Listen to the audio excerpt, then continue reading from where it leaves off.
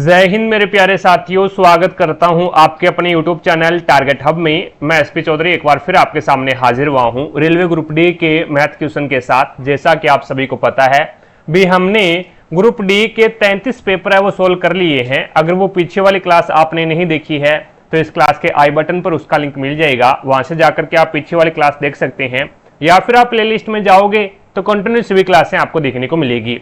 चलिए शुरू करते हैं आज का सेशन। और आज अपन इस क्लास में 5 सितंबर 2022 को पहली पारी में जो पेपर हुआ था उसमें जितने भी मैथ के क्वेश्चन पूछे गए हैं उन सभी का इस क्लास में सॉल्यूशन करने वाले हैं। तो बने रहेगा हमारे साथ। जिसने भी चैनल को सब्सक्राइब नहीं किया है तो सबसे पहले आप चैनल को सब्सक्राइब कीजिएगा, पास में लगी बेल आइकन को जरूर दबाइएगा ताकि अपन जैसे ही नेक्स्ट वीडियो लेके आए तो उसका नोटिफिकेशन सबसे पहले आपके पास पहुंचे और आप तुरंत उसका लाभ उठा सको। रही बात पीडीएफ की, तो क्लासों की पीडीएफ और प्रीवियस ईयर के पेपर की पीडीएफ है वो आपको टारगेट हब एप्लीकेशन के ऊपर मिलेगा। एप्लीकेशन का लिंक आपको आई बटन पर दे रखा है, तो वहां से जाकर के आप एप्लीकेशन को डाउनलोड कीजिएगा और प्रत्येक क्लास की पीडीएफ और प्रीवियस ईयर के पेपर की पीडीएफ है वो आपको इसी एप्लीकेशन के माध्यम से मिलेगी। रही बात टेस्ट सीरीज की, तो हमने एनटीपीसी, ग्रुप डी और लोको पायलट इन सभी के लिए टेस्ट सीरीज भी अपलोड कर रखी है भी। तो अपनी तैयारी को बेहतर बनाने के लिए आप आज से ही टेस्ट सीरीज ज्वाइन कर सकते हैं भी। चलिए शुरू करते हैं आज का सेशन। और पहला क्वेश्चन देखो अभी आपके सामने है इस प्रकार से। अब इसमें पूछा गया भी यदि दो संख्याओं का गुणनफल 8410 रुपए है और दो संख्याओं का गुणनफल है वो 8410 है और उनका जो महत्तम समावर्त है जिसे अपन बोलते हैं एचसीएफ यानी हाईएस्ट कॉमन फैक्टर है वो 29 है और इसका लघुत्तम समावर्त है वो आपको ज्ञात करना है। अब देखो भी इसके अंदर एक फॉर्मूला होता है पहली संख्या इंटू दूसरी संख्या बराबर क्या होता है एलसीएम इंटू एचसीएफ होता है भी। ये फॉर्मूला होता है इसका। अब देखो कि दो संख्याओं का गुणनफल आपको कितना दे दिया 8410 दे दिया और बराबर में आपको एलसीएम ज्ञात करना है और यहाँ पे एचसीएफ गुणा में है और एचसीएफ आपको 29 दे रखा है, गुणा में है, इधर जाएगा तो भाग में चला जाएगा तो ये आपके पास में 29 है वो भाग में आ जाएगा भी। अब इसके अंदर 29 से ये काटोगे आप तो ये कितनी बार कट जाएगा 9 बार कट जाएगा यानी 90। 9 बार कटेगा क्या नहीं 29 दुए 58 2 बार चला जाएगा और ये आपका आ जाएगा 290 बार कर जाएगा भी। तो एलसीएम आपके पास में कितना आ जाएगा 290 आ जाएगा जो कि राइट आंसर होगा पहला ही ऑप्शन। ठीक है, आगे देखो भी नेक्स्ट आपके सामने है। अब इसके अंदर आपको बोला गया है भी एक दुकानदार एक वस्तु को उसके अंकित मूल्य पर 20% और 15% की दो क्रमिक छूट देकर के 571.20 रुपए में बेचता है। यदि उसने कोई छूट नहीं दी होती तो उसे 12% का लाभ होता। तो वस्तु का क्रय मूल्य आपको बताना है भी। अब इसके अंदर देखो भी 20% है, 20% को मैं फ्रैक्शन में चेंज करूंगा तो क्या लिखूंगा 1/5 लिखूंगा, b5 100 1/5 और 15% को फ्रैक्शन में चेंज करेंगे तो ये हो जाएगा 5 या 15 यानी 3/20 हो जाएगा, 3/20 हो जाएगा। अब देखो भी पहली कंडीशन के अंदर 5 रुपए उसका अंकित मूल्य है, 1 रुपए की छूट दे दी तो 4 में बेचेगा। इसी प्रकार से 20 रुपए अंकित मूल्य 3 की छूट दे दी तो 17 में बेचेगा। अब देखो भी यहाँ पे अंकित मूल्य हमारे अनुसार 100 रुपए है और बेच कितने में रहा है ये बेच ये 17 चौके 68 यानी 68 रुपए में रहा है, यानी 100 रुपए अंकित मूल्य है और उसको 68 रुपए में बेच रहा है। लेकिन ये क्या बोल रहा है 571.20 रुपए में बेच रहा है भी। तो हमारे अनुसार 68 बराबर कितना हो जाएगा भी 571.20 आ जाएगा भी। ठीक है, अब एक का मान निकाल लो तो एक का मान निकालोगे तो यहां पे आपके पास में कितना हो जाएगा ये 571.20 अपोन में आपके पास में 68 आ जाएगा भी। अब देखो भी यहां से आप पॉइंट हटाओगे तो नीचे क्या लग जाएगा 2 0 लग जाएगा भी। और आपको मान किसका ज्ञात करना है, आपको मान 100 का ज्ञात करना है भी। आपको अंकित मूल्य पहले ज्ञात करना पड़ेगा, अंकित मूल्य ज्ञात करना पड़ेगा। तो यहाँ पे 100 का मान अंकित मूल्य है कितना 100 है तो इंटू कर दो 100 से, तो 100 से 100 कैंसिल हो जाएगा भी। ठीक है, अब आप इसको 68 से डिवाइड करोगे तो ये आपके पास में भाग चला जाएगा 840 तक, यानी आपका अंकित मूल्य वो कितना आ गया 840 रुपए आ गया भी। अब देखो भी अंकित रुपए 840 है। अब वो बोलता है भी कोई भी छूट ना दे तो कितने में बेचेगा अंकित मूल्य पे ही बेचेगा भी। अब कोई भी छूट नहीं देगा तो वो अंकित मूल्य पे ही बेचेगा, तो इसका मतलब आपका जो सेलिंग प्राइस आएगा वो 840 ही होगा। अब 12% का लाभ कमा रहा है, 12% को फ्रैक्शन में चेंज करेंगे तो ये आ जाएगा आपके पास 3/25 यानी 25 रुपए उसका क्रय मूल्य है। 3 का प्रॉफिट हुआ, बेचेगा कितने में 28 रुपए में। हमारे अनुसार तो वो 28 रुपए में बेच रहा है लेकिन यहाँ पे 840 आ रखा है तो 28 का मान कितना आ जाएगा 28 बराबर में 840। तो 1 का मान कितना आ जाएगा तो अपॉन में 28 और आपको ज्ञात क्या करना है, 25 का मान ज्ञात करना है आपको, तो आपको 25 का मान ज्ञात करना है, तो इंटू कर दो 25।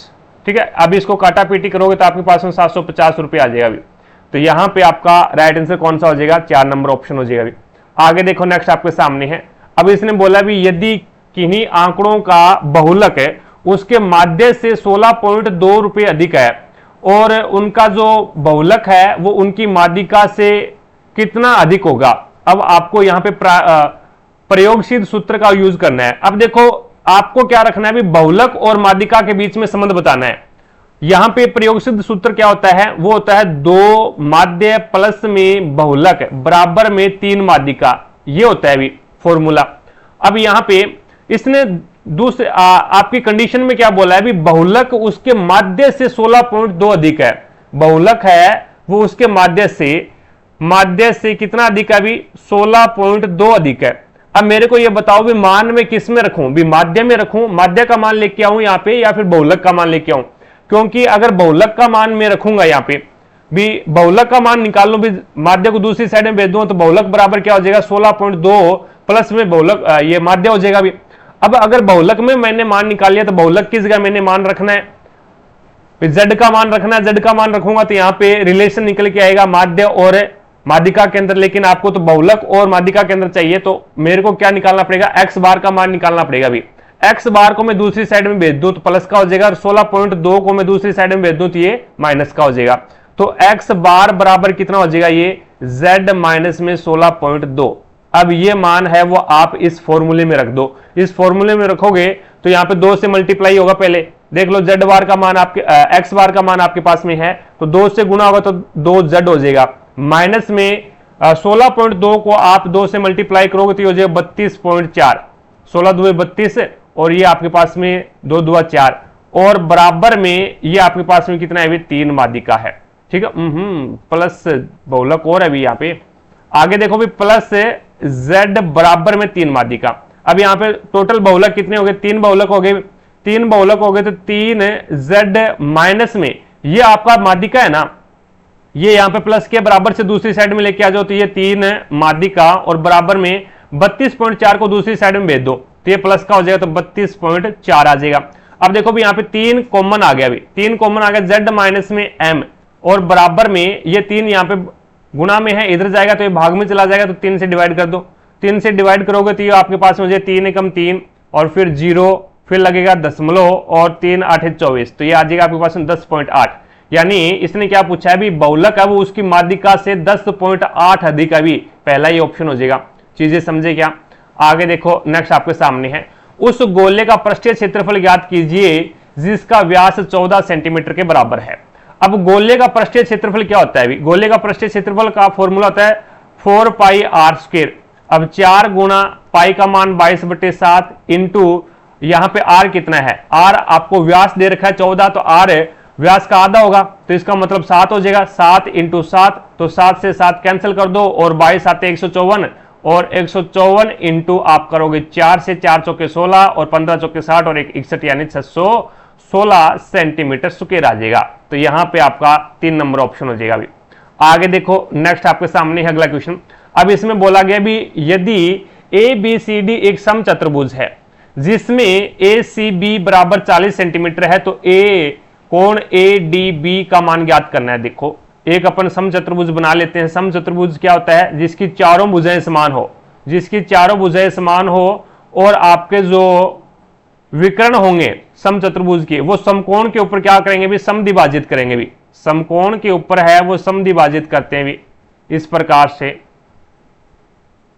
ठीक है, तो ये है A B C और D। अब इसने क्या बोला भी, कोण A C और B, यानी ये कोण आपको कितना दे दिया, 40 डिग्री का दे दिया, और आपको ADB ज्ञात करना है भी, A D और B, यानी ये कोण आपको ज्ञात करना है कितने डिग्री का होगा। ये कोण X मान लेता हूं मैं। अब देखो भी ये उल्टा Z के रूप में बन गया ना, ये आपका Z के रूप में बना, मैं यहां पे दूसरे रंग से आपको बता रहा हूं भी, ये आपका Z की आकृति में बन गया, और Z की आकृति में जो भी कोण बनता है ना वो बराबर होते हैं भी ये। तो ये 40 डिग्री का है, तो ये आपका कितने का होगा, 40 डिग्री का होगा। सर जी ठीक है, समझ में आ गया। अब देखो मैंने क्या बोला था, विकर्ण है वो समकोण के ऊपर समद्विभाजित करते हैं, तो यहां पे क्या बनेगा, 90 डिग्री का एंगल बनेगा, तो ये 90 डिग्री का हो गया। आपको ये ज्ञात करना है, तो आपको ये पता है फिर त्रिभुज के तीनों कोणों का योग, त्रिभुज में यहाँ पे ये ओ बिंदु मान लेता हूं अभी, तो त्रिभुज कौन सा लूंगा, ए, ओ और डी। त्रिभुज के तीनों कोणों का योग कितना होता है, 180 डिग्री होता है। यहाँ पे 40 और 90 कितने हो गए, 130 हो गए। अब 130 इसमें से माइनस करोगे तो 50 डिग्री आ जाएगा अभी। तो राइट आंसर कौन सा हो जाएगा इसमें, 4 नंबर ऑप्शन। आगे देखो नेक्स्ट आपके सामने है। अब इसने बोला है भी यदि किसी भिन्न के अंश में 10% की वृद्धि की जाए और उसके हर में 5% की कमी की जाए तो भिन्न प्राप्त है वो 4/5 के रूप में 4/5 के बराबर होती है। तो मूल भिन्न ज्ञात करनी है, तो मूल भिन्न में क्या मान लेता हूं भी, x/y मान लेता हूं। ठीक है, अब 10% की वृद्धि करते हैं तो कोई भिन्न का अंश हो चाहे वो हर हो, अपने आप में 100% होता है। 10% की वृद्धि करता हूं तो 110x हो जाएगा, और 5% की कमी करता हूं तो 95y हो जाएगा। बराबर क्या हो रहा है अभी, 4/5 हो रहा है। अब देखो भी एक्स वाई को तो यहीं पे रखो और बाकी का वज्र गुणा करवा दो भी, x/y ये 95 है, इधर जाएगा तो ये गुणा में चला जाएगा, तो यहाँ पे जो 4 × 95, और यहाँ पे अपॉन में क्या भी 5 है, ये 10 है वो इधर आएगा 110, तो ये आ जाएगा 5 × 110। तो ये 5 से काट दो, 5 से कम 5, और ये आपके पास में 19 5 95 होते हैं। और फिर इसको 2 से काट दो, 2 2 4 और 55 2 110 होते हैं, और 19 2 38, तो ये हो जाएगा आपके पास में 38/55। 38/55 कौन सा आ रहा है अभी, तो ये आ जाएगा आपके पास में 4 नंबर ऑप्शन। 4 नंबर जो ऑप्शन है वो आपका बिल्कुल राइट आंसर हो जाएगा। आगे देखो भी नेक्स्ट आपके सामने है। अब इसके अंदर आपको बताना है भी इसका मान ज्ञात करना है। अब ये क्या है, दोनों के गुणा के अंदर, जैसे मैं यहाँ पे आपको बताऊं भी, मैंने रख दिया भी 5/4 रख दिया, ठीक है, और इसकी पावर मैंने 2 रख दी, और इसकी पावर है वो मैंने 5 रख दी। अब ये 5 है ना, ये आपका 5 का भी पावर है, और ये 5 है वो आपका 4 का भी पावर है। कहने का मतलब इसको मैं इस प्रकार से लिख दूंगा भी 5 की पावर 10 अपॉन में 4 की पावर है वो 5, इस प्रकार से लिख सकते हैं भी, कोई दिक्कत नहीं है। ठीक है, तो यही प्रोसेस है वो यहां पे इसने की है। तो इसके अंदर है वो आपका गुणा करवा दो, आप गुणा करवाओगे तो ये कितना हो जाएगा, b का गुणा करवाओगे ऊपर वाले के साथ में, तो ये x की पावर ये हो जाएगा b² प्लस में bc।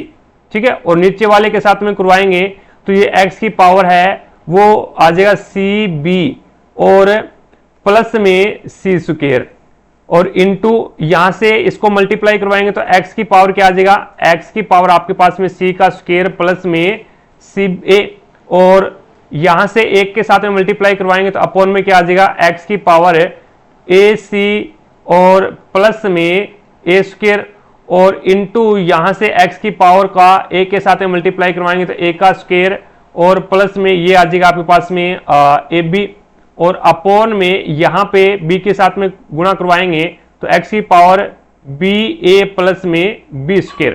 अब देखो भी इसको मैं जिस प्रकार से कोई भी समीकरण है, जैसे 4 की पावर x प्लस 1 है, तो इसको मैं क्या लिख सकता हूं, इसको मैं ये लिख सकता हूं भी 4 की पावर x इंटू 4 की पावर 1, इस प्रकार से अपन लिख सकते हैं, कोई दिक्कत नहीं है।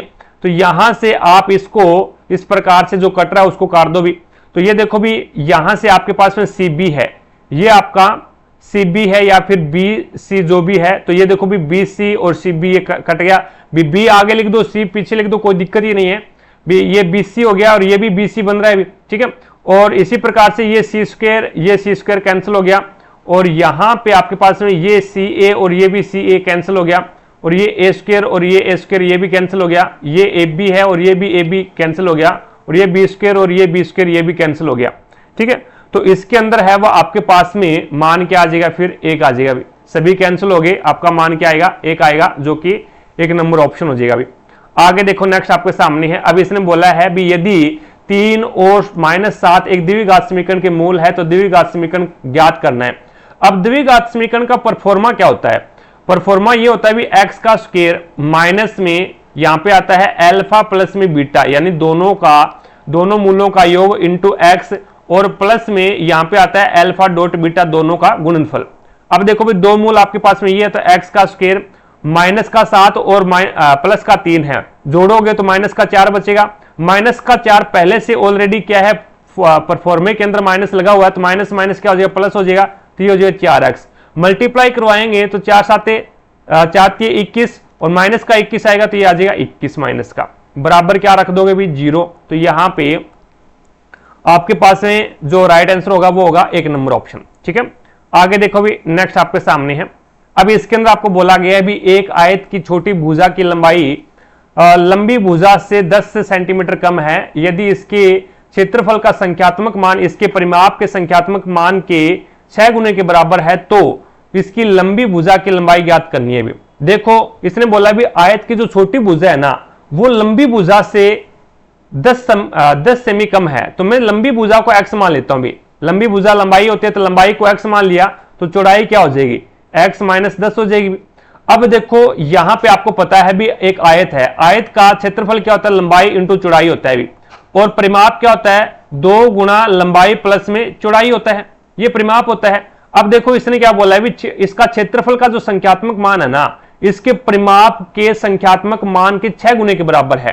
तो देखो इसका क्षेत्रफल क्या हो जाएगा, क्षेत्रफल हो जाएगा x माइनस में 10 और यहां पे x, ये इसका क्षेत्रफल हो गया, लंबाई गुणा चौड़ाई कर दिया, और बराबर होगा ये संख्यात्मक मान परिमाप का, परिमाप क्या हो जाएगा तो परिमाप होगा 2 और ये आ जाएगा x माइनस 10 प्लस में x और इसके 6 गुने के बराबर होगा। तो इसको 6 से गुना करेंगे तो मैं 6 2 12, इसको भी 12 कर देता हूं भी, तो बराबर हो गया, कोई दिक्कत नहीं है। x का यहां पे मल्टीप्लाई करवाओगे तो ये हो जाएगा x की स्क्वायर माइनस में 10x और बराबर में 12 के साथ में मल्टीप्लाई करवाओगे तो ये देखो प्लस का x और ये भी प्लस का x है, तो ये 2x हो गया भी, और 2x माइनस 10 लिख सकता हूं, इसको कोई दिक्कत नहीं है। तो यहां पे मैं ऑलरेडी 2x माइनस में 10 लिख देता हूं भी, 12 से गुना करवाएंगे तो 24x और ये माइनस का 120 आ जाएगा भी। अब देखो भी इसको दूसरी साइड में लेके चले जाते हैं, बराबर से दूसरी साइड में लेके आएंगे तो ये हो जाएगा x का स्क्वायर माइनस का 10x और माइनस का 24, तो ये कितना हो जाएगा माइनस का आपके पास में 34x बनेगा भी, और ये आपके पास में 120 माइनस का इधर आएगा तो ये आपका प्लस का बन जाएगा भी, तो ये आपके पास में हो जाएगा 120। अब देखो भी इसका आपको पता है भी 30 इंटू 4 30 चौके 120 होते हैं भी, तो यहां से आप है वो इसके टुकड़े कर दो, टुकड़े करोगे तो ये आपके पास में क्या हो जाएगा x का स्क्वायर माइनस का 30x ले लो और माइनस का ही 4x ले लो और प्लस का 120 आ जाएगा भी। ठीक है, गुणा करोगे तो 30 का और 4 के साथ में तो 120 आ जाएगा, और यहां पे जोड़ोगे तो माइनस का 30 और माइनस का 4 माइनस का 34 हो जाएगा भाई। इन दोनों में कॉमन और इन दोनों में कॉमन x, और यहां पे x माइनस में 30 और उसके बाद में यहां पे आपका माइनस का 4 कॉमन आ गया तो x और माइनस प्लस क्या हो जाएगा माइनस, और ये हो जाएगा आपके पास में 30। तो x बराबर एक तो 4 आ गया और एक x बराबर 30 आ गया अभी। अब देखो भी x का मान अपन क्या ले सकते हैं, x का मान लंबाई थी, अगर लंबाई 4 है तो उसकी चौड़ाई है वो लंबाई से 10 कम है, तो इसका मतलब मान माइनस में आएगा। तो लंबाई तो कोई माइनस में, लंबाई चौड़ाई कोई भी लेंथ होती है वो माइनस में तो होती ही नहीं है, तो इसका मतलब आपका ये जो मान है वो गलत है। ठीक है, तो इसका मतलब x बराबर 30 होगा भी, अगर लंबाई 30 है तो उसकी चौड़ाई है वो 20 हो जाएगी, तो लंबाई पूछी इसने तो आपका 2 नंबर ऑप्शन हो जाएगा भी। ठीक है, अगला क्वेश्चन देखो भी नेक्स्ट आपके सामने है। अब इसके अंदर आपको बोला गया है भी एक रेलगाड़ी 200 मीटर लंबे एक प्लेटफॉर्म को 40 सेकंड में और एक आदमी को 20 सेकंड में पार कर जाती है, तो रेलगाड़ी की लंबाई ज्ञात करनी है। मैंने रेलगाड़ी की लंबाई है वो x मान ली भी। ठीक है, रेलगाड़ी की जो लंबाई है वो x है। अब यहां पे प्लेटफॉर्म को जब पार करेगी तो हम लंबाई क्या लेंगे, प्लेटफॉर्म की लंबाई प्लस में रेलगाड़ी की लंबाई, तो यहां पे आपके पास में हो जाएगा 200 प्लस में x। ठीक है, अब चाल बराबर क्या होता है, चाल बराबर होता है दूरी बटा समय, चाल बराबर क्या होता है दूरी बटे समय होता है, और दोनों कंडीशन में रेलगाड़ी की चाल है वो समान होगी भी। जब वो प्लेटफॉर्म को पार करेगी और आदमी को पार करेगी तो दोनों कंडीशन के अंदर रेलगाड़ी की चाल है वो समान होगी, तो ये चाल होगी, ये आपका दूरी हो गया और समय कितना लग रहा है 40 लग रहा है भी, तो यहां पे दूरी बटा समय यानी ये चाल होगी। और दूसरी कंडीशन में आदमी को जब रेलगाड़ी पार करती है तो लंबाई के लिए क्या लेते हैं, रेलगाड़ी की लंबाई लेते हैं, तो x बटे 20, तो यहां पे ये चाल होगी और ये भी चाल है, तो दोनों चाल बराबर है, तो यहां पे b एकम b, b दो 40। अब देखो भी इस 2 को मल्टीप्लाई करवा दो यहां पे वज्र गुणा के रूप में, तो ये हो जाएगा आपके पास में 200 प्लस में x बराबर में 2x, ये x है वो आपका प्लस का है, दूसरी साइड में जाएगा तो ये माइनस का हो जाएगा, तो x बराबर में आपके पास में क्या आ जाएगा 200। कहने का मतलब x आपने क्या माना था, रेलगाड़ी की लंबाई मानी थी, और रेलगाड़ी की लंबाई आ गई 200 मीटर। 3 नंबर ऑप्शन हो जाएगा। अभी आगे देखो, नेक्स्ट आपके सामने है अगला क्वेश्चन। अब आपको बताना है भी आंकड़े दे रखे हैं आपको, और इन आंकड़ों की माध्यिका ज्ञात करनी है। सबसे पहले जो आपको आंकड़े दिए हुए होते हैं, उन आंकड़ों का क्या करना होता है, आपको आरोही क्रम में सेट करना होता है। सभी से पहले आपको क्या करना पड़ेगा, आरोही क्रम में आंकड़ों को सेट करना पड़ेगा। आरोही क्रम छोटे से बड़ा क्रम होता है भी। तो सबसे पहले इसमें आ जाएगा 16, 16 के बाद में 19 आ जाएगा, फिर आ जाएगा 27, और फिर आ जाएगा 28, फिर आ जाएगा 31, फिर आ जाएगा 32 और 34, 35। 35 के बाद में आपके पास में 37 आ जाएगा, 37, और फिर आपके पास में आ जाएगा 41, और फिर आ जाएगा 45, और उसके बाद में आ जाएगा आपके पास में 50। ये आपके पास में क्या है, इसका आरोही क्रम है भी। अब क्या करना होगा, मिड की वैल्यू निकालनी पड़ेगी भी। मिडिल वैल्यू है वो आप किस प्रकार से निकाल सकते हैं, तो इसके अंदर टोटल जो संख्याएं आपके पास में कितनी है, 11 संख्याएं हैं। अब 11 संख्याएं हैं तो यहाँ पे मिड की वैल्यू है वो 2 संख्याएं आ सकती है भी, 2, 2, 4 और 1, 5, और इधर 1, 2, 3, 4 और 5, 5 और 5 10, ठीक है, और 10 और 2 12। तो यहाँ पे आपके पास में 2 संख्याएं आएगी भी। 20 की जो वैल्यू है वो 2 संख्याएं आएगी, 2 संख्याएं आएगी। तो इसके अंदर है वो 32 प्लस में 34 अपोन में 2, तो ये कितना हो जाएगा आपके पास में 6 और 6, और अपोन में 2, तो ये आ जाएगा 33। तो इसकी माध्यिका कितनी आ जाएगी, 33 आ जाएगी। 4 नंबर ऑप्शन हो जाएगा अभी। आगे देखो, नेक्स्ट आपके सामने है अगला क्वेश्चन। अब इसके अंदर क्या ज्ञात करना है भी, यदि किसी निश्चित धनराशि पर 8 वर्ष में प्राप्त साधारण ब्याज धनराशि का 11/25 है, तो आपको वार्षिक ब्याज की दर ज्ञात करनी है। अब दर ज्ञात करनी है तो मैंने यहां पे क्या मान लेना है, जो मूलधन है वो x मान लू भी, मूलधन में मान लू भी x है। तो यहां पे धनराशि यानी साधारण ब्याज है वो धनराशि का 11/25 है, तो इसका मतलब आपका जो सिंपल इंटरेस्ट है वो कितना हो जाएगा, 11x/25, 11x/25। अब मेरे को ये बताओ भी दर बराबर क्या होता है, दर बराबर होता है ब्याज, ब्याज इंटू 100, ब्याज इंटू 100, और अपोन में मूलधन कितना है भी, x मान रखा है आपने, और यहां पे समय कितना है 8 है। तो इसमें x से x कैंसिल कर दो भी, 25 एकम 25, 25 चौका 100, और 4 एकम 4, और 4 2 8, तो ये आपके पास में 11/2 आ गया भी। अब 11/2 को मैं क्या लिख सकता हूं, 5 सही 1/2 लिख सकता हूं भी, तो 5 सही 1/2, 3 नंबर ऑप्शन आपका राइट आंसर हो जाएगा भी। आगे देखो, नेक्स्ट आपके सामने है। अब इसमें आपको क्या ज्ञात करना है, निकटतम लगभग मान ज्ञात करना है। तो सबसे पहले आप क्या करोगे, ये डिवाइड वाला पोर्शन है ना, उसको हल करोगे, उसके बाद में मल्टीप्लाई करवाओगे, उसके बाद में आप माइनस और प्लस में से कोई भी कर सकते हैं, कोई दिक्कत नहीं है। तो इसका जो निकटतम लगभग मान है वो आपके पास माइनस का 2.5 आएगा। कैलकुलेशन का ये क्वेश्चन है, तो आप आसानी से कर सकते हैं, कोई दिक्कत नहीं है भी। आगे देखो भी, वामसी के पिता की आयु 60 वर्ष है, उनकी आयु वामसी की आयु के 2 गुने से 20 वर्ष अधिक है। अभी देखो भी 2 गुने से 20 वर्ष अधिक है। वामसी के पिता की आयु है वो 60 है, और वामसी के पिता की आयु 60 वर्ष है, और वो वामसी से क्या है 2 गुने से 20 वर्ष अधिक है। तो मैं 20 इसमें से कम कर दूं तो इसका मतलब क्या हो जाएगा 40। अब ये जो 40 आया है ये इसका मतलब हो गया अभी वामसी से 2 गुना है, तो इसका मतलब आधा और कर दो, फिर 2 गुना है, तो इसका मतलब आपका 20 है वो वामसी की आयु आ जाएगी। इस प्रकार से कर सकते हैं। फिर 2 गुने से 20 वर्ष अधिक है, 2 गुने से 20 वर्ष अधिक है, तो मैं 20 माइनस कर दूं तो इसका मतलब क्या है, अब वामसी का पिता है वो दुगना रहा है, दुगना रहा है तो इसका मतलब 2 से डिवाइड कर दो, तो उसका मतलब आपका वामसी की आयु आ जाएगी। या फिर आप ये करो भी वामसी की आयु को x मान लो, ठीक है, वामसी की आयु को x मान लो, मैंने वामसी की आयु को x मान लिया, और वो 2 गुने से 2x हो जाएगा, और 20 वर्ष अधिक है तो यानी प्लस में 20, और बराबर में कितना है 60 आ रहा है, बराबर में ये बोल रहा है ना अभी 60 वर्ष है तो 60 वर्ष रख दो। अब देखो भी 20 इधर जाएगा तो ये माइनस का हो जाएगा, तो 2x बराबर में कितना हो जाएगा 40, तो x बराबर में आपके पास में कितना आ जाएगा 20 आ जाएगा। तो आपका राइट आंसर कौन सा हो जाएगा 4 नंबर ऑप्शन। किसी भी तरीके से आप कर सकते हैं, कोई दिक्कत नहीं है। आगे देखो भी 2 समरूप त्रिभुजों की संगत भुजाओं का अनुपात 2:3 है। यदि छोटे त्रिभुज का क्षेत्रफल 48 सेंटीमीटर स्क्वायर है तो बड़े त्रिभुज का क्षेत्रफल आप ज्ञात करो। अब देखो भी यहां पे समझना भी समरूप त्रिभुजों की संगत भुजाओं का अनुपात है वो बराबर होता है भी, ये ध्यान में रखना भी समरूप त्रिभुजों की संगत भुजाओं का अनुपात बराबर होता है। और दूसरी बात ये है भी समरूप त्रिभुजों का क्षेत्रफल है वो उनकी समरूप भुजाओं के, यानी समरूप त्रिभुजों का जो क्षेत्रफल है वो उनकी भुजाओं के अनुपात के वर्ग के बराबर होता है भी।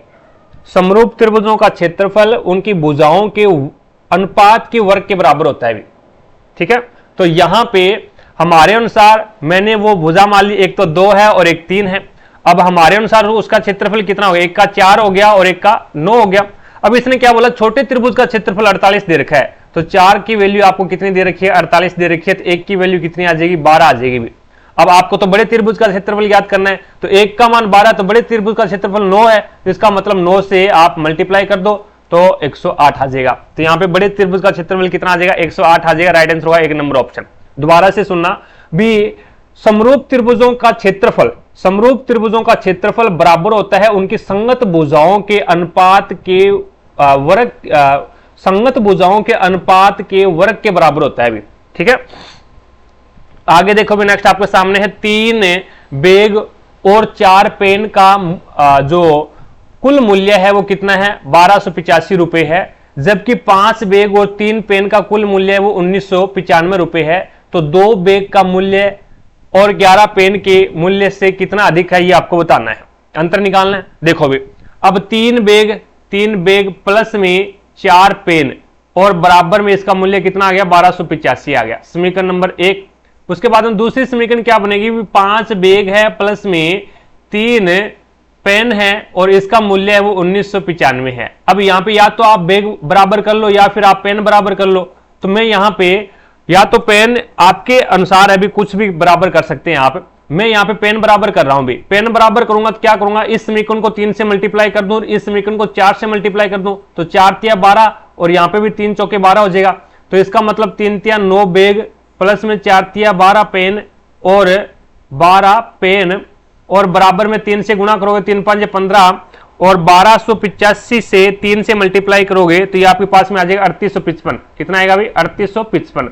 अब इसको 4 से मल्टीप्लाई करोगे तो ये हो जाए 4 5 20 बैग प्लस में आपके पास में 4 तिया 12 पेन और बराबर में 1995 को 4 से मल्टीप्लाई करोगे तो ये आ जाएगा आपके पास में 7980। ठीक है, अब क्या करोगे, अब आप माइनस कर दो, घटा दो, घटाओगे तो निशान चेंज हो जाएगा, माइनस माइनस और माइनस, तो ये कैंसिल हो गया भी, ये कैंसिल हो गया। यहां पे आपके पास में कितना बच गया, तो ये आपके पास में माइनस का 11 बैग बचा है भी, 11 बैग और बराबर में यहां पे आपके पास में माइनस में कितना बचेगा, तो 4125 बचेगा भी। अब एक बैग का मान, माइनस से माइनस कैंसिल कर दो भी, एक बैग का मान कितना आ जाएगा, तो 4125 अपॉन में 11, तो यहां पे आपके पास में मान कितना आ जाएगा, 375, यानी एक बैग का मूल्य 375 रुपए आ रहा है। एक बैग का मूल्य 375 रुपए आ रहा है, तो समीकरण नंबर 1 के अंदर वो बैग का मूल्य रख दो या फिर 2 के अंदर रख दो, कोई भी दिक्कत नहीं है, जो आपको अच्छा लगे उसके अंदर आप रख सकते हैं। मैं समीकरण नंबर 1 के अंदर वो बैग का मान रख रहा हूं, तो यहां पे बैग का मान, बी का मान रखूंगा तो 3 से मल्टीप्लाई करूंगा, 3 से मल्टीप्लाई करूंगा तो ये मेरे पास में कितना आ जाएगा, 1125, यानी 375 को 3 से मल्टीप्लाई करूंगा तो 1125 प्लस में 4 पेन बराबर में ये 1285 है भी। अब 1125 इधर जाएगा तो 4 पेन बराबर क्या आ जाएगा आपके पास में, तो 160 बचेगा, 1285 में से 1125 जाएगा तो 160, तो पेन का मूल्य कितना आ जाएगा, 4 चौके 16, 40 रुपए, यानी एक पेन का मूल्य 40 रुपए आ गया और एक बैग का मूल्य 375 रुपए आ गया। अब देखो भी 2 बैग का मूल्य है तो 2 से मल्टीप्लाई करोगे तो ये कितना हो जाएगा, 2 से मल्टीप्लाई करोगे तो आपके पास में ये मान आ जाएगा 750 रुपए, क्या 2 5 10 14 और 1 15 और 2 3 6 और 1 7, 750 रुपए आ जाएगा।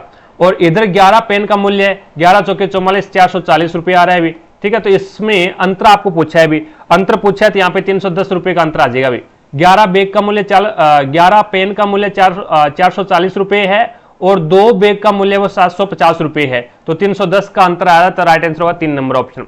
आगे देखो भी, नेक्स्ट आपके सामने है अगला क्वेश्चन। एक आपकी जानकारी के लिए मैं बता दूं, अगर किसी भी दोस्त को बायोलॉजी, केमिस्ट्री और फिजिक्स तीनों सब्जेक्टों के एनसीईआरटी बेस्ड नोट्स चाहिए तो मेरे द्वारा बनाए गए नोट्स आपको टारगेट हब एप्लीकेशन के ऊपर मिलेंगे भी। एप्लीकेशन का लिंक मैंने आपको आई बटन पर दे रखा है, तो वहां से जाकर के आप एप्लीकेशन को डाउनलोड कीजिएगा और इसके ऊपर एक नोट्स का फोल्डर बना हुआ है भी। उस नोट्स के फोल्डर के अंदर वो तीनों के तीनों कंप्लीट नोट्स अपलोड कर रखे हैं, आप जाकर के उनको बढ़िया तरीके से डाउनलोड कीजिएगा और आप उनकी कॉपी निकलवा सकते हैं भी। ठीक है, आपसे दावा करता हूं मैं इस चीज का, अगर आप बढ़िया तरीके से तीनों नोट्सों को अच्छे तरीके से रीड कर लेंगे तो आपको साइंस के अंदर और कुछ भी मैटर पढ़ने की जरूरत नहीं है। अब क्यों नहीं है? क्योंकि ये जो आपके साइंस के नोट्स है वो 9th और जो 10th की एनसीईआरटी आती है साइंस की, उसके ऊपर आधारित बनाए गए हैं और तीनों की लैंग्वेज है वो हिंदी लैंग्वेज है भी। ठीक है, बढ़िया तरीके से तीनों की तीनों अच्छे तरीके से आप तैयार कीजिएगा नोट्स को। और ग्रुप डी के अंदर 25 क्वेश्चन आते हैं साइंस के, उसमें से 20 प्लस क्वेश्चन सही करने से आपको कोई नहीं रोक सकता, ये गारंटी लूंगा मैं आपसे। लेकिन शर्त ये है भी तीनों की तीनों नोट्स है वो अच्छे तरीके से याद होने चाहिए। केमिस्ट्री के नोट्स है वो आपको रिवीजन करवाए जा रहे हैं, भी आज उनकी क्लास आएगी, ठीक है, और कंटिन्यू है वो उनकी क्लास चल रही है, भी कोई दिक्कत नहीं है। तो केमिस्ट्री के नोट्स है वो 1 by 1 करके टॉपिक है वो आपको रिवीजन करवाए जा रहे हैं, तो आप उन क्लासों को भी अटेंड कीजिएगा। अब देखो भी एक घनाभ का आयतन आपको ज्ञात करना है, जिसकी लंबाई चौड़ाई और ऊंचाई आपको दे रखी है। आपको पता है भी घनाभ का जो आयतन का फॉर्मूला होता है वो लंबाई गुणा चौड़ाई गुणा ऊंचाई होता है भी। तो यहाँ पे 3 × 4 × 5 रख दो, 4 5 20 बीतिया 60, तो यहाँ पे आपका राइट आंसर होगा 60, जो कि 3 नंबर ऑप्शन हो जाएगा भी। आगे देखो नेक्स्ट आपके सामने है, एक संख्या को 15 से विभाजित करने पर शेषफल 9 प्राप्त होता है, तो उसी संख्या को 5 से विभाजित करने पर शेषफल कितना प्राप्त होगा। अब इसके अंदर देखो भी एक तो फॉर्मूले से आप कर सकते हैं इसको भी, एक तो आप है वो इसको x मान के कर सकते हैं। दूसरी बात ये है भी आपके पास में यानी कोई संख्या 15 से डिवाइड किया तो 9 शेषफल बचा, और उस संख्या को 5 से डिवाइड करें तो कितना शेषफल बचेगा, तो आप उस शेषफल को ही 5 से डिवाइड कर दो ना, आप उस शेषफल को ही 5 से डिवाइड कर दो, वही आपका राइट आंसर होगा भी। तो यहाँ पे 5 से कम 5 बच गया कितना 4, तो 4 शेषफल बचेगा, तो इसका मतलब आपका राइट आंसर क्या होगा, 1 नंबर ऑप्शन हो जाएगा। या फिर आप है वो भाज्य बराबर क्या होता है भी, भाज्य बराबर होता है भाजक इंटू भागफल और प्लस में शेषफल, ये फॉर्मूला लगाकर भी कर सकते हैं भी, ठीक है। तो यहां पे भाज्य बराबर भाजक इंटू भागफल प्लस शेषफल, कोई संख्या है उसको 15 से विभाजित किया जाता है, तो मैं वो संख्या मान लेता हूं भी x है और उसको 15 से विभाजित किया, 15 × 1 भागफल तो फिर 1 ही आएगा भी, ठीक है। और उसके बाद में शेषफल कितना बचा, तो शेषफल 9 बचा भी। अब यहां पे देखो भी वो संख्या कितनी आ गई, 15 × 15 और 9 कितने हो जाएंगे भी, तो ये आपके पास में 24 हो जाएंगे भी, यानी x का मान आपके पास में 24, वो संख्या कितनी आ गई, 24 आ गई। अब देखो भी इस 24 को मैं 5 से डिवाइड करता हूं, 24 को 5 से डिवाइड करता हूं, तो 5 से डिवाइड कर दो भी, 5 से डिवाइड करो 5 के 20 और बच गया कितना 4, तो शेषफल यहाँ पे भी 4 बच रहा है भी। तो आप क्या करोगे, जो शेषफल आपको दिया हुआ होगा उस शेषफल को ही 5 से डिवाइड कर देना, यानी उस संख्या से डिवाइड कर देना, वही आपका राइट आंसर होगा भी। आगे देखो नेक्स्ट आपके सामने है, अब इसके अंदर है वो आपको पूछा क्या गया है, वो यहां पे दे रखा है आपको भी, वर्ष 2018 में तीनों कंपनियों का कुल व्यय दिए गए सभी वर्षों में मिलाकर केवल कंपनी बी के कुल व्यय का कितना प्रतिशत है। तो 2018 में तीनों कंपनियों का कुल व्यय और दिए गए सभी वर्षों में कंपनी बी का कुल व्यय का कितना प्रतिशत है। देखो इसमें संख्या तो यहां पे दिखाई नहीं दे रही, मैं आपको बता देता हूं भी, कंपनी दिए गए वर्षों के अंदर, दिए गए वर्षों में कंपनी ए का 2018 में तीनों कंपनियों का कुल व्यय, तो 2018 ये है भी, ये 2018, तो इसका कंपनियों का कुल व्यय कितना है, ये तीनों कंपनियों का कुल व्यय आपको जोड़ना है। उसके बाद में सभी वर्षों के अंदर कंपनी बी का कुल व्यय कितना है, कंपनी बी बीच वाली है तो इसका कुल व्यय कितना है, तो ये इसको ऐड कर लेना है। आपको क्या पूछा है, का कितना प्रतिशत है, ये पूछा है ना। यहाँ पे देखो बी के कुल मूल्य का कितना प्रतिशत है, का कितना प्रतिशत है, इसका मतलब का कितना प्रतिशत है वो हमेशा नीचे आता है भी, याद रखना ये चीज। तो बी वाला नीचे आएगा, तो आप क्या करोगे, 2018 वाला टोटल जोड़ करके ऊपर लिख दो, यहाँ पे 2018 का ऊपर आ जाएगा, और बी वाला टोटल जो व्यय है सभी वर्षों के अंदर वो नीचे आ जाएगा। प्रतिशत याद करना है तो उसको आपको 100 से मल्टीप्लाई करना पड़ेगा भी, यही आपका राइट आंसर हो जाएगा भाई, ठीक है।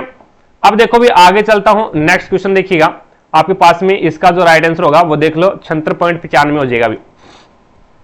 आगे देखो भी नेक्स्ट आपके सामने है, अब इसने बोला भी एक वॉशिंग मशीन का सूची मूल्य 13,020, सूची मूल्य क्या होता है भी, अंकित मूल्य होता है। सूची मूल्य 13,200 है, खुदरा विक्रेता को 25% और 15% की 2 क्रमिक छूटें देकर बेचा जाता है। अब खुदरा विक्रेता ग्राहक को इसके नए सूची मूल्य पर 25% की छूट देने के बाद अपने क्रय मूल्य पर 20% का लाभ अर्जित करना चाहता है, क्रय मूल्य का 20% लाभ अर्जित करना चाहता है, तो उसे वॉशिंग मशीन का सूची मूल्य कितना रखना पड़ेगा ये आपको बताना है। देखो अब यहां पे अपन बात करते हैं, पहले अपन क्या करते हैं भी, 13,200 रुपए है आपके पास में, 13,200 रुपए सूची मूल्य है। अब क्या करेगा खुदरा विक्रेता है ना, वो दो छूट देगा, एक तो 25% की, 15% की। अब 25% है तो इसको मैं फ्रैक्शन में चेंज करूंगा तो 1/4 आ जाएगा, और 15% है इसको फ्रैक्शन में चेंज करूंगा तो 3/20 आ जाएगा भी। अब देखो कहने का मतलब 4 अंकित मूल्य था, 1 की छूट दे दी 3 में बेचेगा, 20 रुपए अंकित मूल्य था, 3 की छूट दे दी 17 में बेचेगा, तो 20 का 80 और 17 तो 51। तो हमारे अनुसार तो उसका अंकित मूल्य वो 80 रुपए है, और ये कह रहा है कितना है 13,200। ये कितना कह रहा है अभी 13,200 कह रहा है, तो इसका मतलब 80 बराबर कितना हो जाएगा 13,200। 1 बराबर कितना हो जाएगा अपॉन में 80, 1 से 1 काट दो भी, तो ये आपके पास में कटेगा कितने तक कट जाएगा भी ये, तो इसमें डिवाइड करोगे तो 1 का मान कितना आ जाएगा 165 आ जाएगा भी। 1 का मान 165 आ गया भी। अब आपको तो 51 का मान ज्ञात करना है ना भी, उसने कितने में बेचा, दो छूट दी है उसने 25% और 15% की, कितने में बेचा, तो 51 में बेच रहा है हमारे अनुसार, तो 51 से गुणा कर दो भी। 51 से गुणा करवाओगे तो आपके पास में इसका जो मान निकल के आएगा वो 8400 कितना आ जाएगा भाई 8415 आ जाएगा भाई, 8415 आ जाएगा। अब ये 8415 है ना, ये क्या है, ये जो पहला जो आपका खुदरा विक्रेता है इसका तो क्या है भी ये विक्रय मूल्य है, खुदरा विक्रेता का तो ये विक्रय मूल्य है, लेकिन ये जो आपका वॉशिंग मशीन का सूची मूल्य और खुदरा विक्रेता को बेचता है, ठीक है।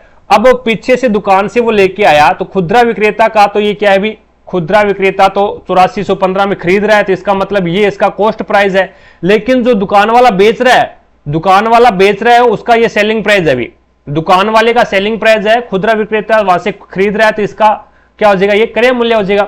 अब इसने क्या बोला अभी 25% की अंकित मूल्य, कोई अंकित मूल्य उसने फिर रखा, 8415 रुपए उसका क्रय मूल्य है। अब उसने क्या नया अंकित मूल्य रख दिया और उसके ऊपर 25% की छूट दे दी और 20% का लाभ अर्जित करना चाहता है, तो यहां से अपन है वो इस प्रकार से इस फॉर्मूले को कर देंगे भी, जिस जैसे मैंने आपको पहले भी बताया था भी लाभ और अंकित मूल्य, क्रय मूल्य और अंकित मूल्य के बीच में एक रिलेशन होता है भी, ये आपका कॉस्ट प्राइस है और ये आपका एमआरपी है। अब इसके अंदर 100 माइनस में डिस्काउंट आता है और ये आपका 100 प्लस में प्रॉफिट आता है। अब देखो भी 100 माइनस डिस्काउंट कितने का 25% का दे रहा है तो 75 बचेगा, और ये 20% का लाभ अर्जित करना चाहता है 120 आ जाएगा। हमारे अनुसार 75 रुपए उसका क्या है भी क्रय मूल्य है और 120 रुपए क्या है एमआरपी है, अंकित मूल्य है। लेकिन अभी आपने निकाला भी 8415 रुपए अंकित इसका क्रय मूल्य है, तो 75 का मान कितना आ जाएगा 8415 आ जाएगा, 8415 आ जाएगा। तो यहां पे आपके पास में 1 का मान क्या आ जाएगा, तो 1 का मान आपके पास में आ जाएगा 8415 बटे 75। आपको मान किसका ज्ञात करना है, आपको तो अंकित मूल्य चाहिए तो 120 का मान ज्ञात करना पड़ेगा, 120 का मान आपको ज्ञात करना पड़ेगा। तो यहां से आप इसको सोल्व आउट करोगे तो ये मान कितना आ जाएगा 13,464 आ जाएगा, 13,464 आ जाएगा, जो कि राइट आंसर कौन सा हो जाएगा 4 नंबर ऑप्शन हो जाएगा। चीजें समझ में आई क्या? आगे देखो भी नेक्स्ट, ये दोबारा से आ गया ना 69 नंबर दोबारा से आ गया भी। अगला देखो, अब यहां पे आपके पास में है भी, ये आपको मान दे रखा है, जिस प्रकार से ऊपर जो पावर दे रखी है वो माइनस में दे रखी है, पावर माइनस में दे रखी है, तो इसका मतलब क्या है भी, इसको संख्या को पलट दो। आप संख्या को पलटोगे तो यहां से आपके पास में ये क्या बन जाएगा भी, इसको मैं क्या करता हूं भी 64 को मैं 8 लिख दूं, 8 का स्क्वायर हो जाएगा, और 25 को मैं क्या लिख सकता हूं 5 का स्क्वायर लिख सकता हूं, कोई दिक्कत नहीं है। तो इसको इस प्रकार से लिख सकते हैं 5/8 लिख सकते हैं ना, और इसका मैं कर दूं स्क्वायर सभी का, ठीक है, होल स्क्वायर का, और फिर इसने क्या दे रखा है ये 3/2 दे रखा है। ये अब ये प्लस में आ जाएगा, अब ये प्लस में आ जाता है, तो डायरेक्ट अपन है वो इसको लिख देंगे यहां पे भी, ये आपके पास में इसका पावर 2 है और इनटू ये आपके पास में भी 3/2, 2 से 2 आपकी कैंसिल हो जाएगी भी, 2 से 2 कैंसिल हो जाएगा, तो मान है वो आपका कितना रहेगा, ये क्यूब में रहेगा, मान आपका क्यूब में ही रहेगा, और इनटू आपके पास में क्या है भी 2/5 का पावर है वो 4 है, और यहां से आप इसको सोल्व करोगे, तो रूट हटा दो, रूट हटाओगे तो आपको पता है भी 2 का पावर 5 क्या होता है 32 होता है, 2 का पावर 5 32 होता है, तो मैं रूट हटाऊंगा तो 2 की पावर 5 लिख दूं, कोई दिक्कत नहीं है भी, 2 की पावर 5 क्या 2 के रूप में लिख दूं इसको भी। यहां पे इसने 5 लिख रखा है, तो इसका मतलब है भी ये किसी न किसी संख्या इसकी जो पावर है वो 5 होनी चाहिए, तो इसको डिवाइड बाई 2 रख दूं और यहां पे इसका पावर है वो -3 है, ठीक है। ये 2 के रूप में 12 आ जाएगा भी 32। अब देखो भी, अब इसको क्या करना है भी, पावर माइनस में है, पावर माइनस में है तो इसको मैं पावर को नीचे लेके चला जाऊं, नीचे लेके चला जाऊं तो इसका मतलब ये पावर है वो प्लस की हो जाएगी, तो इसको मैं लिख सकता हूं 1/2 की पावर 3, ये प्लस की होगी। अब क्या करें, यहां पे आपके पास में भाग का निशान है, भाग का निशान है, इसको गुणा में चेंज करोगे तो आगे वाली संख्या हमेशा पलटती है भी। तो पहले इसको सोल्व कर लेते हैं। ये आपके पास में मान है वो देखो भी, यहां पे 5 की पावर 3 है, तो इसका मतलब 5 की पावर यहां पे 1 ही बची है भी, 5 की पावर आपकी 1 ही बची है, कैंसिल होगी। और इसके अंदर यहां पे 8 की पावर 3 है, यहां पे आपके पास में क्या है भी, 8 की पावर 3 है, तो ये आपके पास में हो जाएगा, यहां पे 2 की पावर 4 है और 5 की पावर यहां पे 1 है भी, तो इसको मैं इस प्रकार से लिख सकता हूं भी 2 × 2 × 2 × 2 और अपॉन में 8 की पावर 3 है, तो ये लो भी 8 की पावर 3 और 1 यहां पे 5 की पावर है, 1 बची है भी। और उसके बाद में इसको मैं चेंज करूंगा तो आगे वाली मल्टीप्लाई का जैसे ही यहां पे निशान आएगा तो आगे वाली संख्या वो चेंज हो जाएगी भी, तो यहां पे ये मल्टीप्लाई का निशान लगाया और 2 है वो आपका ऊपर आ जाएगा, 2 की पावर 3 है तो 2 की पावर 3 लिख दी। अब देखो भी, ये आपके पास में 2 × 2 2 2 4 और 2 2 4 4 2 8, तो ये आपका 8 हो गया, तो 1 8 काट दो भी। उसके बाद में 2 2 4 और 4 2 8, तो 1 8 आप यहां से रगड़ दो, तो 2 × 2 और 2 × 4 8, तो आपके पास में 4 5 20, 1/20 आ जाएगा भी, 1/20 आपका राइट आंसर होगा 3 नंबर ऑप्शन। आगे देखो भी, नेक्स्ट आपके सामने है अगला क्वेश्चन। एक आपके लिए शानदार सा ऑफर लेके आया हूं मैं एप्लीकेशन के ऊपर, वो ऑफर है वो आप ध्यान से सुनना भी, बढ़िया सा ऑफर आपके लिए, सभी के लिए जो भी इच्छुक कैंडिडेट है। एप्लीकेशन का सब्सक्रिप्शन लेके आया हूं भी, एप्लीकेशन का सब्सक्रिप्शन है मात्र और मात्र 99 रुपीज के अंदर है। अब इस सब्सक्रिप्शन के अंदर है वो आपको क्या मिलेगा वो चीजें आप देख लो भी। अगर आप एप्लीकेशन का सब्सक्रिप्शन लेते हैं तो आपको टारगेट हब एप्लीकेशन के ऊपर जितनी भी टेस्ट सीरीज अपलोड कर रखी है वो सारी की सारी टेस्ट सीरीज आपके लिए अनलॉक हो जाएगी भी, और जितने भी नोट्स है टारगेट हब एप्लीकेशन के ऊपर वो सारे के सारे नोट्स है वो आपके अनलॉक हो जाएंगे, और जितने भी प्रीवियस ईयर के पेपर की पीडीएफ है वो सारी की सारी आपके लिए अनलॉक हो जाएगी, और जितनी भी यूट्यूब के ऊपर क्लासें लग रही है उन सभी की पीडीएफ है वो भी आपके लिए क्या हो जाएगी, अनलॉक हो जाएगी। और ये मात्र और मात्र है वो 99 रुपीज के अंदर होती है, ठीक है। और एप्लीकेशन का सब्सक्रिप्शन का जो वैलिडिटी रहेगी वो 12 महीने की है भी, 12 महीने की है। कहने का मतलब ये है भी टारगेट हब एप्लीकेशन के ऊपर जितने भी कोर्स हैं वो सारे के सारे आपके लिए अनलॉक हो जाएंगे मात्र और मात्र 99 रुपीज के अंदर। तो जो भी इच्छुक कैंडिडेट है वो इस एप्लीकेशन के सब्सक्रिप्शन का लाभ उठा सकता है भी, ठीक है। अब इसके अंदर देखो भी, अन्नू किसी कार्य को करने में बिन्नी से 4 गुना कार्यकुशल है, वे एक साथ मिलकर उसी कार्य को 12 घंटे में पूरा कर सकते हैं, तो अन्नू उस कार्य को कितने घंटे में पूरा करेगी।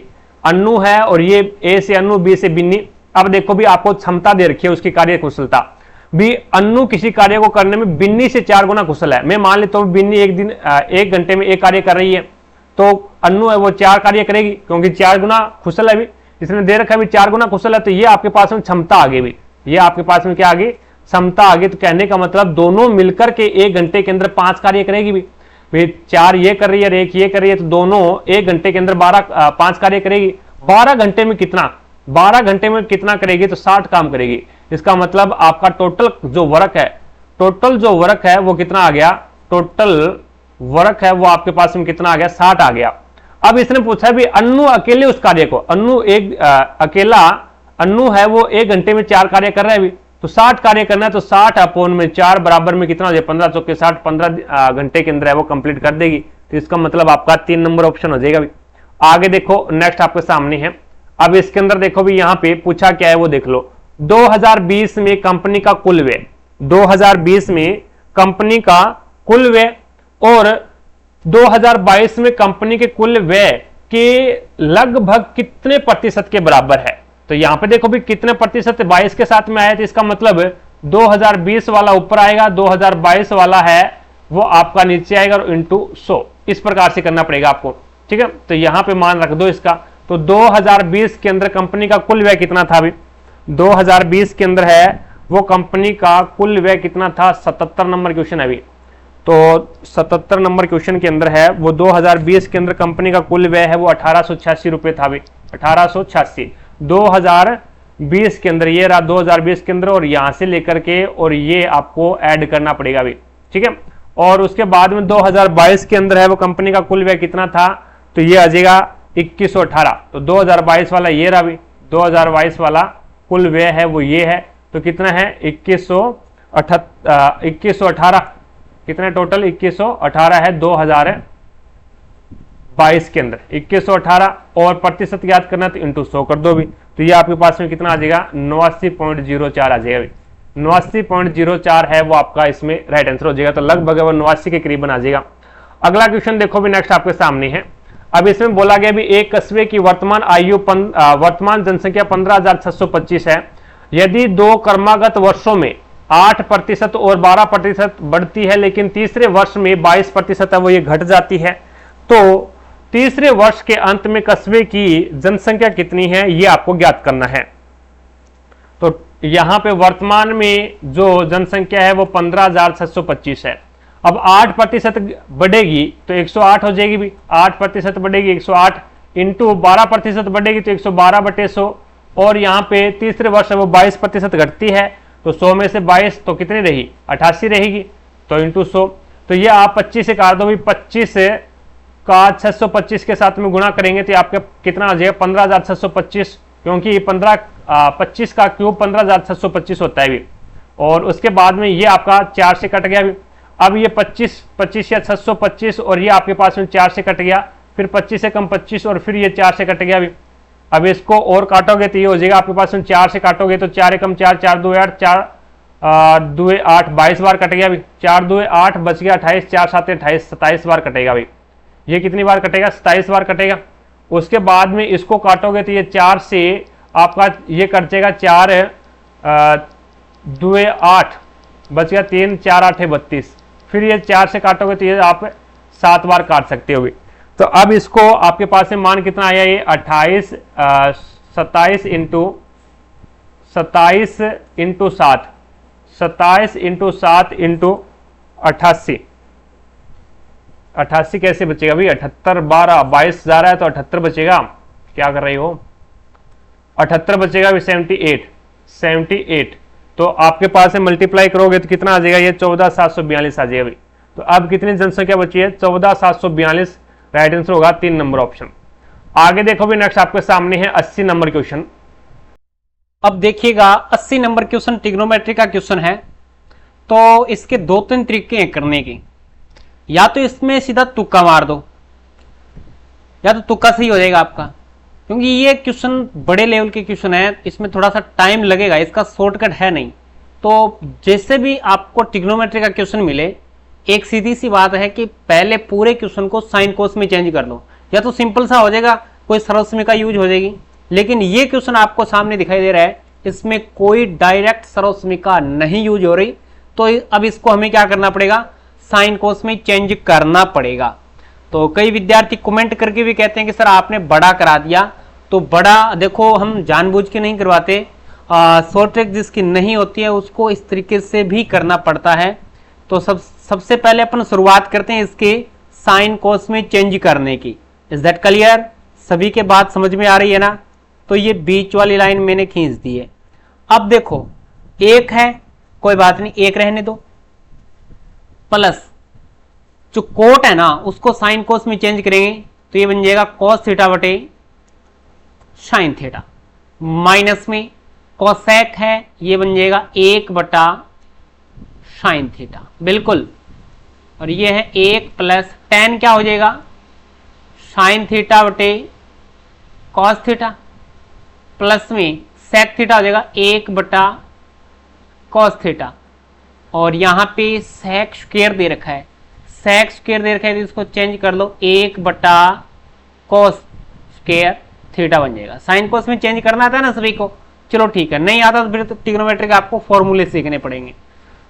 ये है सेक थीटा, तो ये बन जाएगा 1 बटा कॉस थीटा, माइनस में कॉस थीटा का कॉस थीटा, कोई दिक्कत नहीं, चेंज करने की आवश्यकता नहीं है। इसको कोट को करेंगे कॉस थीटा बटे साइन थीटा, प्लस में ये बन जाएगा आपके पास साइन थीटा बटे कॉस थीटा। ये पूरा क्वेश्चन हमारा साइन कॉस में अब तक चेंज हो गया है, ठीक है। अब मैं ऊपर वाले का एलसीएम लूंगा, पहले का एलसीएम आ जाएगा साइन थीटा, तो ये चला जाएगा sine theta plus cos theta minus 1, bracket बंद।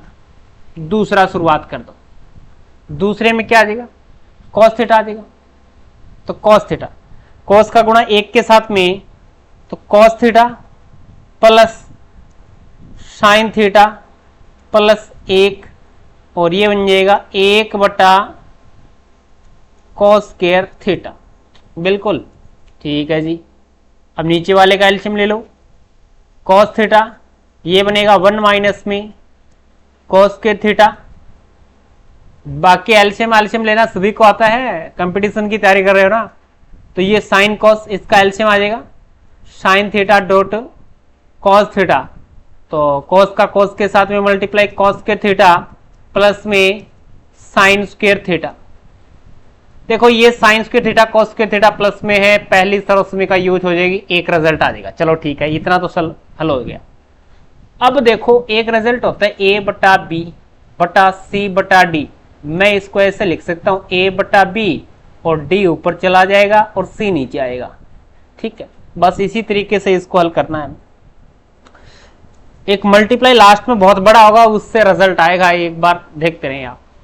यहां से हमारे पास में है sine theta plus cos theta minus 1 upon में क्या है साइन थीटा गुणा में कॉस थीटा ऊपर चला नहीं, cos theta plus sine theta plus 1 upon में क्या है कॉस थीटा, और गुणा में क्या चल रहा है 1 बटा कॉस स्क्वायर थीटा। अब तक मैंने जो ऊपर वाला है ना रिजल्ट वही लिखा है। अब नीचे वाले की पलटी बनाएंगे, डी बटा सी लिखेंगे, इसको डी बटा सी लिखेंगे तो 1 माइनस में कॉस स्क्वायर थीटा ये नीचे आ जाएगा, तो 1 माइनस में कॉस स्क्वायर थीटा पहली सर्वसमीका से क्या होता है सर जी साइन स्क्वायर थीटा होता है, और कॉस चला जाएगा ऊपर, बिल्कुल गुणा में ये साइन डॉट कॉस ऊपर चला जाएगा, sine theta dot cos theta तो ऊपर चला जाएगा, और साइन स्क्वायर थीटा प्लस में कॉस स्क्वायर थीटा ये नीचे आएगा, और ये 1 होता है। अब जो कट रहा है उनको काट दो, क्या कट रहा है सर जी कोस कोस कोस स्क्वायर छलट गया, ये वाला साइन भी कैंसिल हो गया, और कुछ रिजल्ट बचा है क्या यहाँ पे, कुछ नहीं बचा, बस मल्टीप्लाई कर दो, तो लास्ट मल्टीप्लाई कर दो, इसके मैं ब्रैकेट लगा रहा हूं और इसके मैं ब्रैकेट लगा रहा हूं, इसका आपस में आप क्या कर दो मल्टीप्लाई कर दो। मल्टीप्लाई करोगे तो पहले साइन का इसके साथ में जाएगा, इसके साथ में जाएगा, इसके साथ में जाएगा, इसी प्रकार से कोस का करोगे तो थोड़ा सा बड़ा मल्टीप्लाई है, साइन का कोस के साथ में हो जाएगा साइन थीटा, एक मिनट, साइन थीटा और cos theta plus sine square theta, sine का साइन के साथ में प्लस में ये बन जाएगा भैया आपके पास में साइन, अरे ये थोड़ा सा है ना साइन थीटा, ठीक है। अब कोस का कर दो भैया, कोस गुणा कोस कोस के थीटा कोस साइन, यानी ये बन जाएगा sine theta dot cos theta, और कोस का 1 के साथ में हो जाएगा कॉस थीटा। अब माइनस 1 का कर दो, माइनस में कॉस थीटा माइनस में साइन थीटा और माइनस में 1, यानी कोस का हमने इसके साथ में कर दिया और इस 1 का भी इन तीनों के साथ में कर दिया। आगे कुछ बचा नहीं, अपॉन में कुछ बचा है उसको लिख देते हैं। अपॉन में हमारे पास में एक साइन स्क्वायर है, एक कॉस है, तो यहां पे बचेगा sine theta dot cos theta, sine square है ना, तो इसको मैंने 2 भागों में तोड़ दिया। अब देखो प्लस का कोस माइनस का साइन और प्लस का साइन कट गया। अब ये देखो सर्वसमीका 1 की सहायता से साइन स्क्वायर थीटा प्लस में कॉस स्क्वायर थीटा, आप कहोगे सर जी 1 बचेगा, 1 बन जाएगा, 1 बनेगा, ये तो प्लस का 1 है भैया और ये माइनस का 1 है, बिल्कुल कट जाएगा। क्या बचा साइन थीटा कॉस थीटा और यहां पे भी साइन थीटा कॉस थीटा बचा, यानी आपने लिख दिया 2 साइन थीटा कॉस थीटा, नीचे क्या है साइन थीटा कॉस थीटा और गुणा में साइन थीटा है, गुणा में साइन थीटा है। साइन थीटा कॉस थीटा से sine theta cos theta cut गया, रिजल्ट में ऊपर ही लिख रहा हूं भाई, रिजल्ट बचेगा 2 बटा साइन थीटा और 1 बटा साइन कोसेक होता है, तो 2 साइन नहीं आएगा, यहां पे क्या आएगा 2 कोसेक आ जाएगा, सी और सी कोसेक थीटा। कौन सा ऑप्शन मैच हो रहा है, ऑप्शन नंबर 4, यहां पे लगा दिया मैंने, थोड़ा इधर लगाते हैं, ये ऑप्शन आपका राइट आंसर हो जाएगा। चेक कर लेते हैं क्या यही ऑप्शन है, बिल्कुल यही ऑप्शन आपका राइट आंसर हो जाएगा। अब बात किसके समझ में नहीं आई, एक बार दोबारा आप थोड़ा सा इसको मैं छोटा कर देता हूं, अब शायद सभी को दिखाई दे जाएगा, ये आसानी से आप इसका स्क्रीनशॉट ले सकते हैं, 1-2 बार ट्राई करोगे हो जाएगा। लेकिन इसमें सबसे पहले आपको यह होना चाहिए कि ट्रिग्नोमेट्री के जितने भी फॉर्मूले हैं 10वीं क्लास तक अगर आपके ट्रिग्नोमेट्री के फॉर्मूले हैं तो काम चल जाएगा आसानी से, इसके अलावा आपको ज़्यादा एक्स्ट्रा पढ़ने की आवश्यकता नहीं है। अगर फिर भी आप कंफ्यूज होते हैं कि कहाँ पे मिलेंगे, तो आप जाएंगे 10वीं क्लास के 8वें चैप्टर में। फिलहाल जो एनसीईआरटी की बुक है 8वां चैप्टर उठाना और उस बुक से सारे फॉर्मूले लिख लेना, ठीक है।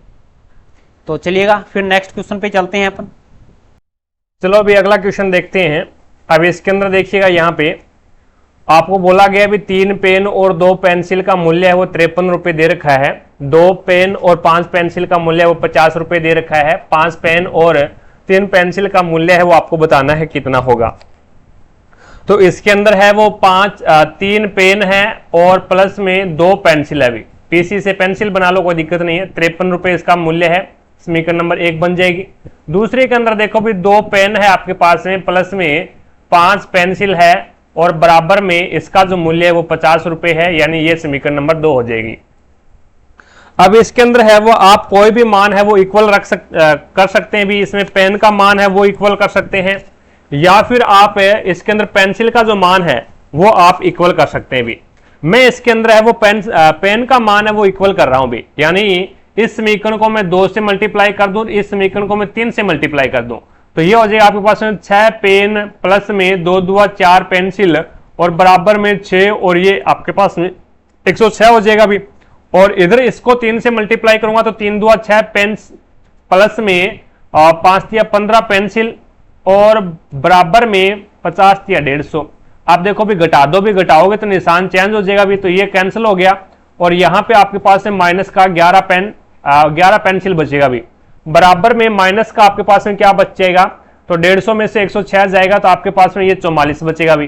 तो माइनस से माइनस कैंसिल कर दो, पेंसिल का मूल्य है वो आपके पास में 4 रुपए आ गया भी, एक पेंसिल का मूल्य आपके पास में कितना आ गया, 4 रुपए आ गया। अब ये जो मान है वो आप कहीं पे भी कोई से भी समीकरण के अंदर रख सकते हैं, 1 नंबर में या फिर 2 नंबर में, मैं 1 नंबर के अंदर रख रहा हूं भी, तो ये आ जाएगा 3 पेन बराबर में आप 3 पेन प्लस में 4 दुए 8 पेंसिल बराबर में 53। तो यहां पे 3 पेंसिल बराबर क्या आ जाएगा, 8 इधर माइनस में प्लस का है माइनस में हो जाएगा, बराबर से दूसरी साइड में जाएगा तो ये आपके पास में कितना हो जाएगा 45। तो पेन का मूल्य कितना आ जाएगा, तो पेन का मूल्य 15 रुपए आ जाएगा अभी। तो एक पेन का मूल्य 15 रुपए है और एक पेंसिल का मूल्य 4 रुपए है, तो 15 पेनों का मूल्य कितना हो जाएगा, तो 15 5 75 प्लस में 3 पेंसिल का मूल्य कितना हो जाएगा, तो 3 चौके 12। तो अब इसको जोड़ोगे तो ये आपके पास में कितना हो जाएगा 7 और 8 87 रुपए आ जाएगा अभी, 87। राइट आंसर कौन सा हो जाएगा, ये 2 नंबर ऑप्शन हो जाएगा अभी, ठीक है। आगे चलता हूं, नेक्स्ट क्वेश्चन देखिएगा। अगला क्वेश्चन है, अब यहां से आपको क्या ज्ञात करना है, 2x - 1 अपॉन में 2x + 3 का मान ज्ञात करना है भी। तो इसके अंदर देखो भी, सबसे पहले अपन क्या करते हैं, सबसे पहले यहां पे इन दोनों के अंदर, इन दोनों को, इसको मैं क्या लिख सकता हूं 4x माइनस में 4x इंटू 4 की पावर -1 है भी, ये लिख सकता हूं ना, बराबर क्या है अभी 24 है। अब ये देखो भी माइनस है, पावर क्या है माइनस है, तो इसको नीचे भेज दें तो पावर प्लस की हो जाएगी। तो इसको नीचे भेजेंगे तो ये आपके पास में 4 इसके नीचे लिख दे भी, यहां पे इसके नीचे 4 लिख दे भी, इसकी पावर 1 है तो कोई दिक्कत ही नहीं है, ठीक है, प्लस की होगी पावर। अब इन दोनों में कॉमन क्या आ रहा है, इन दोनों में कॉमन आपका 4x कॉमन आ रहा है ऊपर वाले में, ठीक है। यहां पे क्या बच गया, 1 माइनस में 1, 1 माइनस में 1, और ये इसके 1 के नीचे है भी, अकेले के नीचे है, ये इस 4 के नीचे है भी, ये जो 4 हमने ऊपर से उतारा है ये 4 के नीचे है। अब इसके नीचे है वो आपका क्या है, 4 है, और बराबर में क्या है, 24 है। अब इसका एलसीएम ले लो भी, इधर वाले का एलसीएम लोगे तो क्या आ जाएगा, 4x, और ये आ जाएगा 4 माइनस में 1 अपॉन में 4, और बराबर में आपके पास में क्या है, 24 है, कोई दिक्कत नहीं है। अब यहां से आपके पास में ये क्या बनेगा, अब 4 में से 1 जाएगा तो 3 बचेगा आपके पास में, 4 में से 1 जाएगा तो आपके पास में क्या बचेगा भाई, 3 बचेगा। तो यहां से आपके पास में ये हो जाएगा 4 की पावर x है और इंटू 3, और ये भाग में है इधर जाएगा तो ये गुणा में चला जाएगा, तो ये जो 24 इंटू आपके पास में 4, और ये 3 यहाँ पे क्या है भी गुणा में है तो इधर जाएगा तो ये भाग में हो जाएगा, तो ये अपॉन में 3, तो ये आपका कितनी बार कट गया, 8 बार कट गया अभी। अब देखो भी यहां से 8 चौका 32 और 4 की पावर x है, 4 की पावर x बराबर में ये 32 है, 32 को मैं क्या लिख सकता हूं, 2 की पावर 5 लिख सकता हूं भी। अब 4x इधर इसको यहां पे लिख रहा हूं, 4x है, इसको मैं 2 की पावर 2x लिख सकता हूं, बराबर में 2 की पावर 5 है भी। अब आधार समान है तो आप आधार जब बराबर है तो आप घातों को भी बराबर कर सकते हैं भी। तो 2x बराबर में आपके पास में कितना आ जाएगा, 5, तो x बराबर में आपके पास में कितना आ जाएगा भी, तो x बराबर में आपके पास में आ जाएगा 5/2, तो ये आ जाएगा 2.5, और इसको 2x का मान आपके पास में 2.5 आ गया भी। अब इसके अंदर मान रख दो भी, इसके अंदर मान रखोगे तो ये आपके पास में 5 हो जाएगा भी, ठीक है।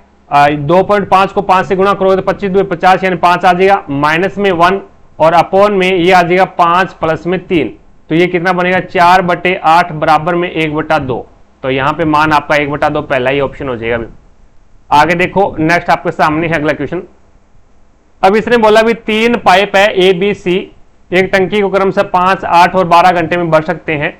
सभी पाइपों को एक साथ खोल दिया जाए तो टंकी भरने में कितना समय लगेगा। ए बी और सी ये आपके पास है 5, 8 और 12, तो सभी का एलसीएम है वो कितना आ जाएगा भी, सभी का एलसीएम 120 ले लो भी, ठीक है। और उसके बाद में ये आ जाएगा 5 से काटोगे तो 5 2 10 और 5 के 20, और ये आपके पास में कितना आ जाएगा 15 8 120, और ये आपके पास में 10 बार आ जाएगा भी, ठीक है। अब देखो भी तीनों पाइप एक साथ खोले जाते हैं, तीनों पाइप अब एक साथ खोले जाते हैं तो कितना पानी आएगा भी। ए है वो 1 घंटे के अंदर 24 लीटर पानी डाल रहा है, बी है वो 1 घंटे के अंदर 15 लीटर पानी डाल रहा है, और सी है वो 1 घंटे के अंदर 10 लीटर पानी डाल रहा है। तो टोटल पानी आपको 120 डालना है, और 1 घंटे के अंदर ये तीनों एक होवर्स के अंदर कितना पानी डाल रहा है अभी, तो ये तीनों की तीनों 49 लीटर पानी डाल रहे हैं अभी, ठीक है। अब 1 घंटे में 49 लीटर पानी डाल रहे हैं तो 120 लीटर कितने में डालेंगे, तो 120/49, तो ये 2 सही 22/49 आ जाएगा अभी, 2 सही 22/49 घंटे आपका राइट आंसर देख लो भी कौन सा है, तो 2 नंबर ऑप्शन है वो आपका बिल्कुल राइट आंसर हो जाएगा। तो इस प्रकार से हमने एक पेपर और कंप्लीट किया। आई होप आपको प्रत्येक क्वेश्चन समझ में आया होगा। अगर फिर भी कोई भी क्वेश्चन में आपको डाउट लगती है तो कमेंट सेक्शन में कमेंट करके जरूर बताएं, आपके डाउट को क्लियर किया जाएगा। क्लास पसंद आई है तो दिल से लाइक करें, ज्यादा से ज्यादा शेयर करें अपने सभी दोस्तों के साथ में, ताकि सभी दोस्तों को क्लास का लाभ मिले। अगर आप चैनल पर नए हैं, अभी तक आपने चैनल को सब्सक्राइब नहीं किया है, तो चैनल को सब्सक्राइब करके पास में लगे बेल आइकन को जरूर दबा लें, ताकि अपन जैसे ही नेक्स्ट वीडियो लेके आए तो उसका नोटिफिकेशन सबसे पहले आपके पास पहुंचे और आप तुरंत उसका लाभ उठा सको। रही बात पीडीएफ की, तो क्लासों की पीडीएफ और प्रीवियस ईयर के पेपर की पीडीएफ है वो आपको टारगेट हब एप्लीकेशन के ऊपर मिलेगा। एप्लीकेशन का लिंक मैंने आपको आई बटन पर दे रखा है, तो वहां से जाकर के आप एप्लीकेशन को डाउनलोड कीजिएगा, और प्रत्येक क्लास की पीडीएफ और प्रीवियस ईयर के पेपर की पीडीएफ है वो आपको इसी एप्लीकेशन के माध्यम से मिलेगी। तो आज की क्लास में इतना ही, मिलेंगे अपन नेक्स्ट क्लास में, तब तक के लिए जय हिंद, जय भारत।